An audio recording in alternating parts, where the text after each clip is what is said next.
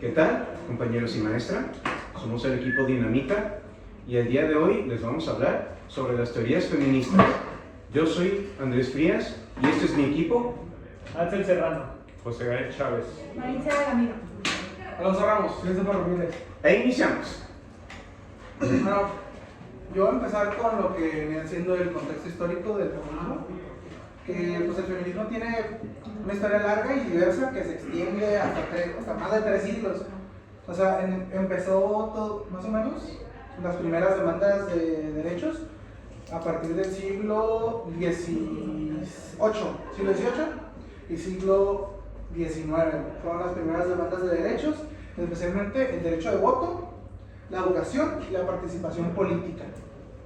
Fue una época marcada por los ideales de libertad e igualdad de ilustración, pero donde las mujeres todavía están excluidas de la mayoría de estos derechos. Les ya dije que es el voto, la educación y la participación pública. En el siglo XX, el feminismo da un paso más allá. No solo busca igualdad legal, sino cuestionar el patriarcado pues en todos los ámbitos, como la política, el hogar, el cuerpo y la cultura. Aquí fue donde nacieron las diferentes corrientes, lo que es el feminismo, el liberal, el marxista, el radical y diversos más, que buscan entender y transformar la raíz de la desigualdad.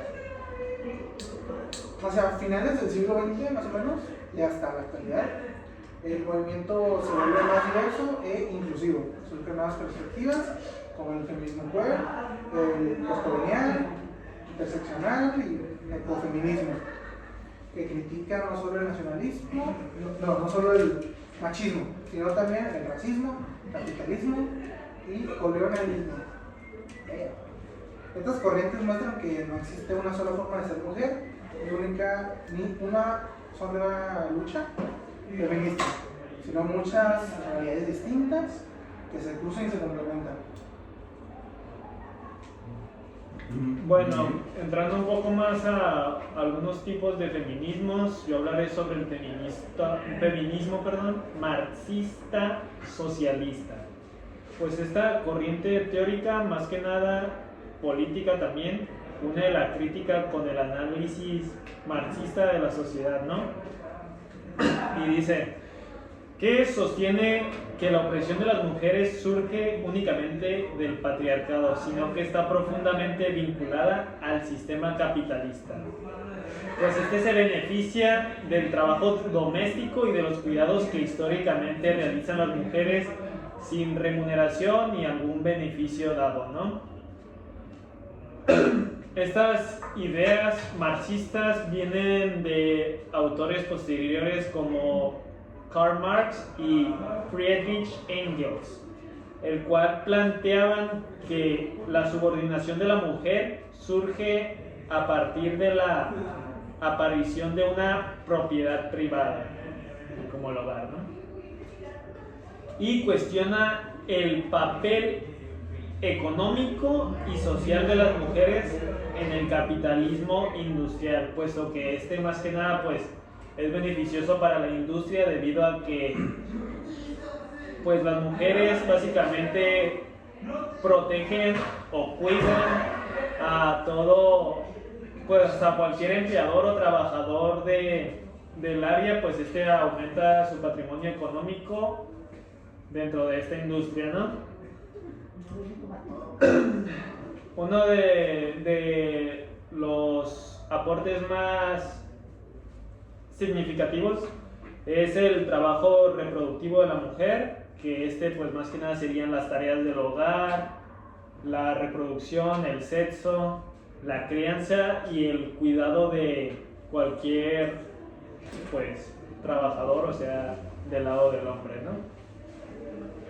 Y también sería otro el capitalismo patriarcado, que estos son sistemas independientes que necesitan la desigualdad de género, hombre y mujer, para mantener su estructura productiva, puesto, como lo mencioné anteriormente, necesita de la mujer para que ésta cuide al hombre, le dé de comer y regrese al trabajo pues satisfecho y pueda emplear pues todo lo que es básicamente pues el trabajo, la obra o la mano de obra, ¿no?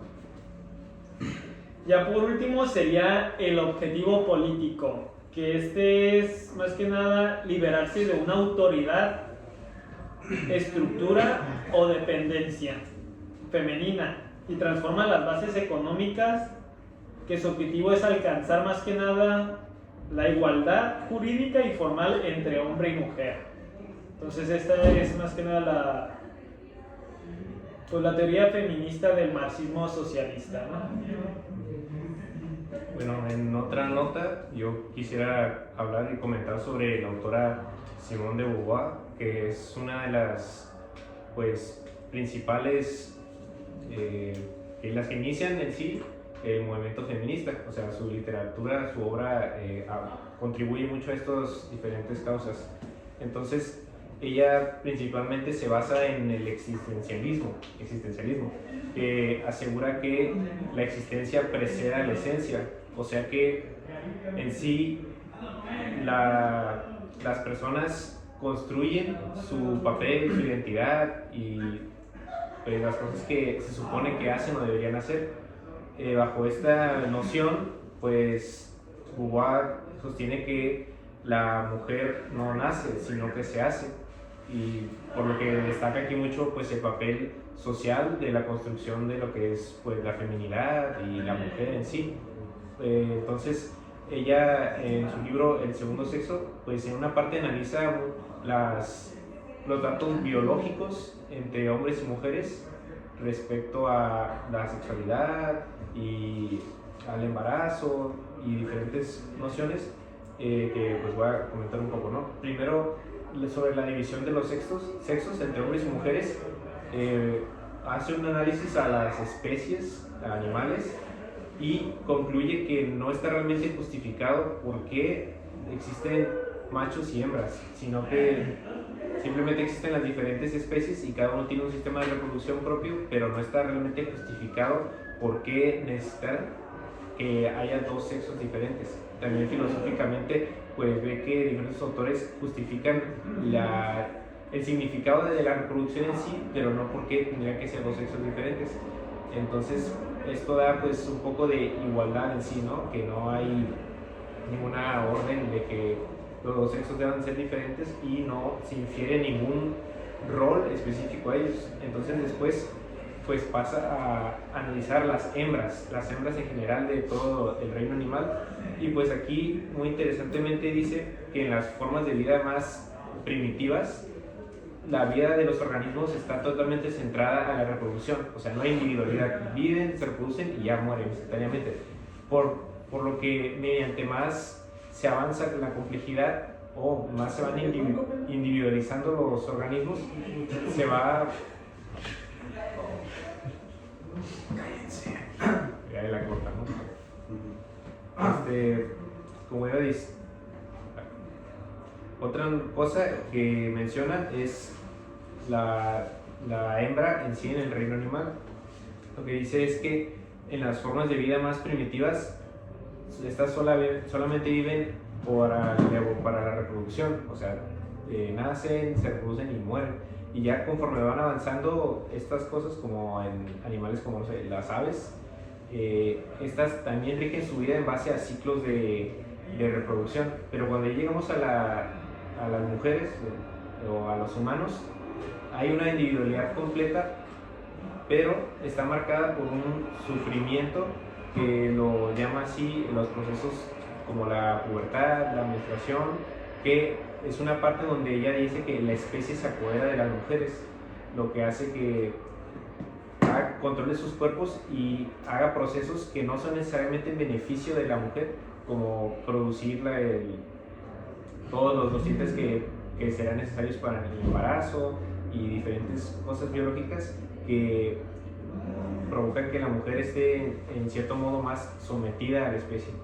Entonces, después de todo este análisis, ella concluye que biológicamente hablando no hay razón para darle una cierta noción de superioridad o inferioridad a ninguno de los dos sexos, que están casi en igualdad de condiciones, y que todas las funciones reproductivas pues están hechas más bien por necesidad que por indicar algún tipo de relación de poder.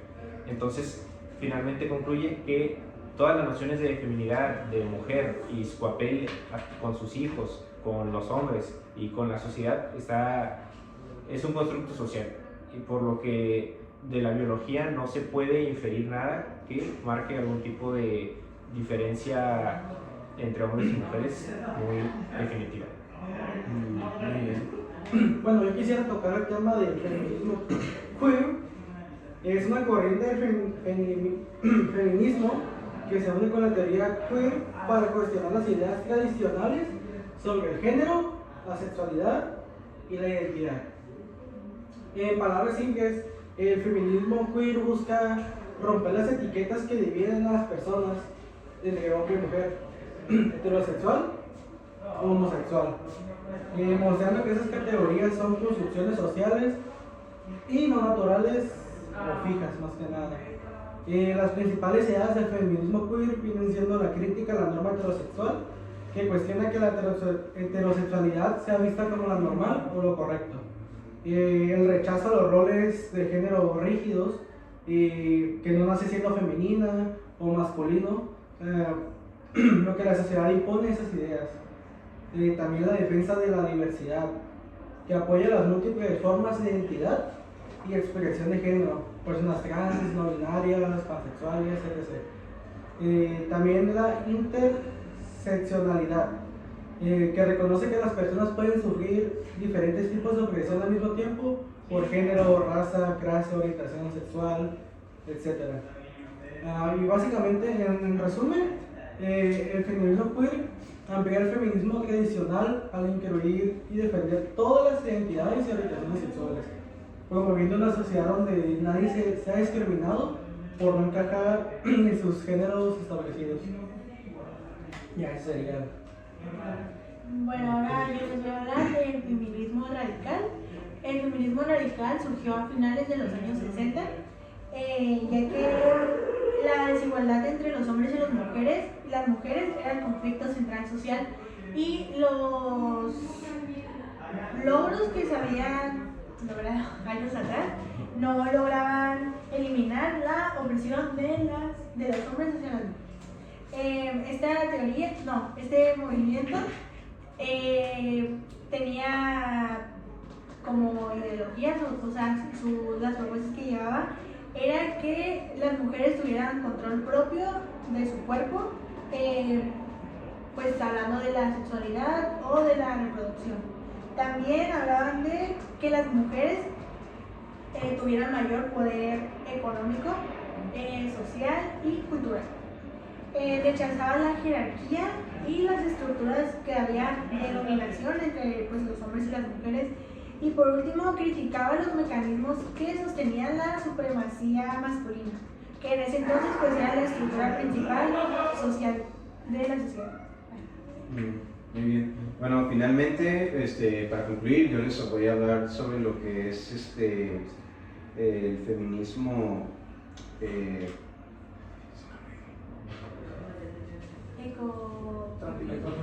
ecofeminismo. Ahí le cortan.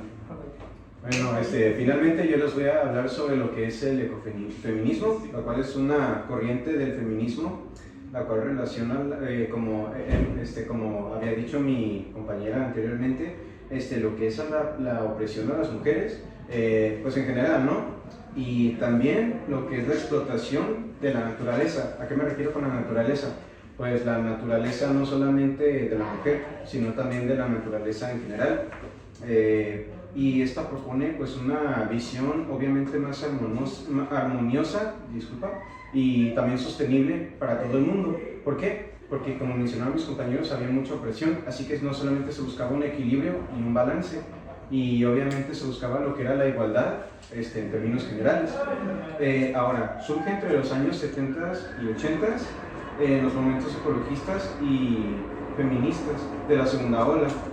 Nace como respuesta a una crisis ambiental y también a la crítica del modelo patriarcal. Ya saben, lo que ha sido tradicionalmente, que ha dominado tanto a las mujeres como a la propia naturaleza, vaya. Y también se desarrolla especialmente a partir de la obra de Francois de Earborn, quien acuñó el término ecofeminismo en el año 1974. Y pues sí, esto básicamente habla sobre un equilibrio que haya, pues, que busca obviamente el bienestar de todas las mujeres, que tengan más derechos, que tengan más libertades. Por lo tanto, se busca esa armonía, pues, a nivel mundial, vaya. Pues ya, como conclusión, pues puedo decir que el feminismo en sus inicios sí buscó la igualdad entre hombres y mujeres, pero ya con el paso del tiempo pues va incorporando en sí muchos otros grupos marginados o invisibilizados por la sociedad para convertirlo pues ya en un movimiento mucho más general y que aboca por una igualdad completa, ¿no? Sin especificarse mucho en un grupo social, más bien que se interesa por todas las personas. Hasta la próxima. Muchas gracias, hasta la próxima.